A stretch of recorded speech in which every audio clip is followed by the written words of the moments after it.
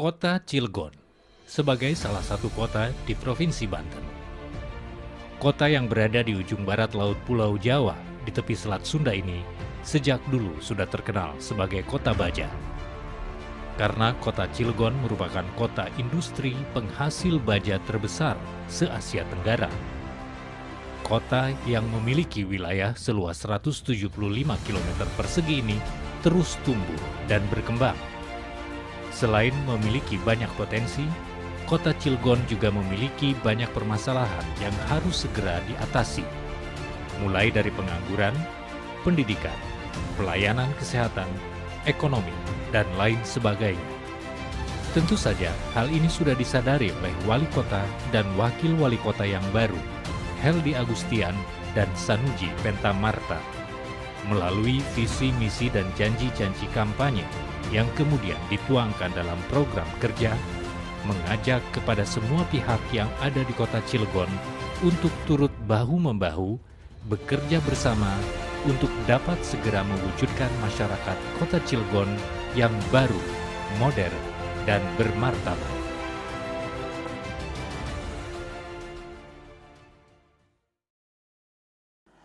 Bismillahirrahmanirrahim. Assalamualaikum warahmatullahi wabarakatuh. Alhamdulillah, wassalatu wassalamu ala rasulillah wa ala alihi wa mawala. Saya Sanuji Pentamarta, Wakil Wali Kota Cilegon, Provinsi Banten, mahasiswa Stipan. Program di Cilegon, visi kita adalah mewujudkan Cilegon baru, modern, dan bermartabat. Cilegon baru artinya bahwa pemerintah menjadi motor penggerak bagi masyarakat yang melakukan perubahan, perbaikan, pembangunan. Jadi pemerintah yang bisa dipercaya. Modern bahwa kita ingin membangun kota yang dipenuhi dengan fasilitas-fasilitas terbaik, berkelas nasional, berkelas internasional, jalan-jalan, jembatan, sarana umum, listrik, air bersih, semua modern, termasuk penggunaan teknologi modern dalam pelayanan publik. Bermartabat bahwa kota Cilegon adalah kota santri, kotanya para ulama, tentu aktivitas kita harus bermartabat dalam rangka mewujudkan peradaban yang tinggi, peradaban yang luhur, nilai-nilai agama dan religius menjadi pondasi, bahwa akhlak mulia adalah iman, takwa, dan akhlak mulia adalah indikator keberhasilan pembangunan sumber daya manusia. Juga kita punya 5 misi. Yang pertama adalah membangun pemerintahan yang profesional dan akuntabel. Yang kedua, membangun pendidikan yang berkualitas, kesehatan yang prima, lalu membangun pemerintah yang berperadaban, pemerintah yang membangun peradaban, kemudian juga mewujudkan kesejahteraan secara adil dan merata.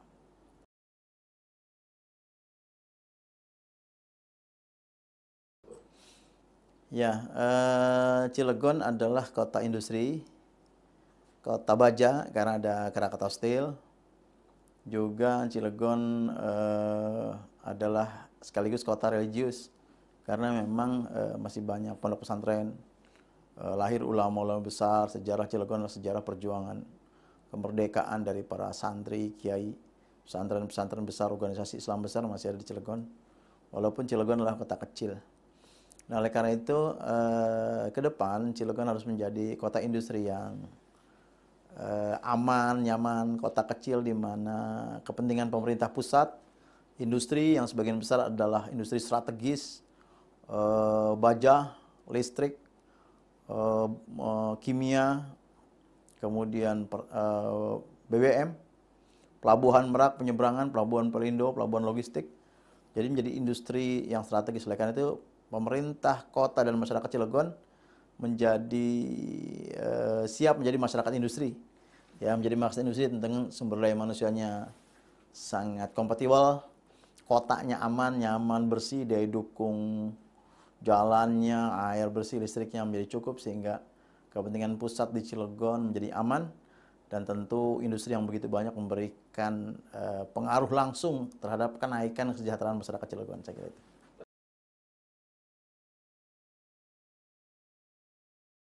Ya, indikator SDM adalah indeks pembangunan manusia ya. IPM kita masih pada angka 73. Idealnya ke depan mungkin bisa lebih dari 80 ya IPM sebagai kota kecil, kota industri.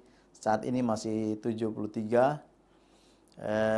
Tingkat harapan hidup kita 66, masih harus kita perbaiki.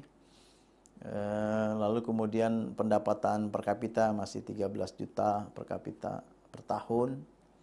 Tentu ini alhamdulillah lumayan, tapi masih, sebagai kota industri masih kecil. Kemudian rata-rata lama sekolah di Cilegon 9,8 tahun. Pengangguran kita cukup besar, 12% atau sekitar 26.000 lebih. Nah, ini tantangan-tantangan kita terkait dengan SDM, stunting kita 7%. Jadi masih ada angka-angka yang cukup penuh tantangan untuk memperbaiki sumber daya manusia Kota Cilegon.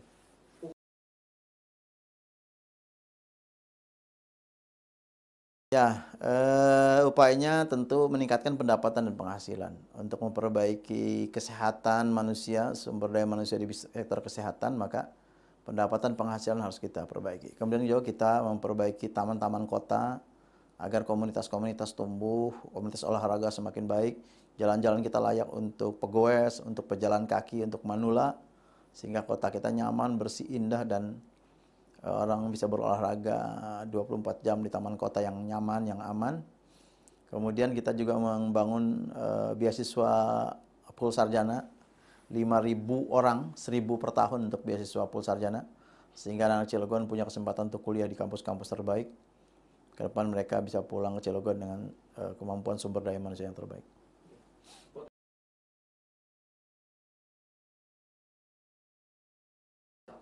Ya, pertama sektor UMKM. Cilegon menjadi kota industri, maka sebenarnya cocok menjadi kota industri pengolahan. Mencari mesin lebih mudah, mencari bahan-bahan mesin mudah, mendirikan pabrik dalam skala kecil lebih mudah. Maka bahan-bahan bakunya dari luar Cilegon, Cilegon menjadi pengolahan. Industri pengolahan ini punya nilai tambah lebih. Kemudian UMKM, kita menjadi kota transit antara Jawa, Sumatera. Orang ke Sumatera mau ke Jawa bisa transit ke Cilegon, orang Jawa mau ke Sumatera bisa transit Cilegon. Mereka bisa menikmati kuliner, bisa menikmati kota, makan-makan dan aneka olahan, aneka oleh-oleh dari kota Cilegon. Juga sektor yang depan yang sangat prospektus adalah pelabuhan, bisnis di sektor pelabuhan ya. Semua di bisnis pelabuhan bekerja di sektor pelabuhan karena kita punya 66 dermaga, baik milik sendiri, kepentingan sendiri perusahaan atau Pelindo dan Pelabuhan Merak. Jadi bisnis di sektor ini, nah termasuk juga mungkin banyak hal, misalnya ya pariwisata. Pariwisata tetap kita punya pesisir pantai, ada 2 pulau kecil yang dekat dengan Cilegon. Kita punya pebukitan Cilegon yang sangat indah, pebukitan berjejer di tengah kota Cilegon, dan di pesisirnya pantai-pantai kita masih tetap bisa kita kelola untuk menjadi wisata. Termasuk juga kemudian wisata kuliner, wisata kota, dan wisata-wisata sejarah, karena Cilegon ini kota santri, kota religius, mesti banyak kawasan-kawasan sejarah, bisa wisata religius. Terima kasih.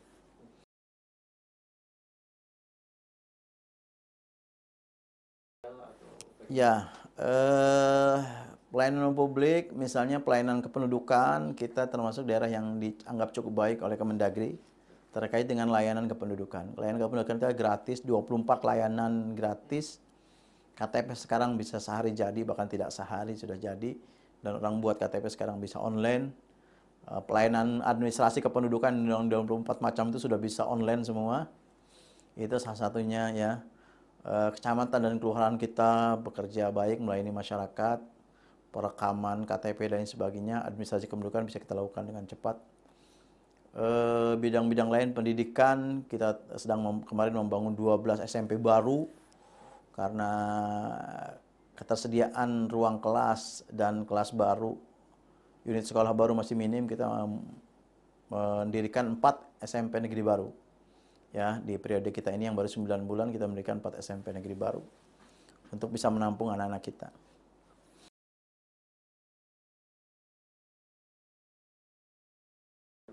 Ya, kita sudah menggagas terus memperbaiki smart city ya. Smart city yang kita sebut dengan smart village karena kita kota kecil, saya kira smart village. Kemudian kita memastikan seluruh daerah tidak ada yang mereka tertinggal dari sinyal provider. Internet harus sangat lancar di kota Cilegon. Kita juga sedang menyiapkan gedung untuk common center, termasuk gedung untuk pelayanan perizinan satu pintu. Semua perizinan, semua mengurus pelayanan perizinan akan dalam satu gedung. Sedang kita persiapkan gedungnya, sedang kita persiapkan ruangan-ruangannya, gedungnya sudah ada. Saya kira itu.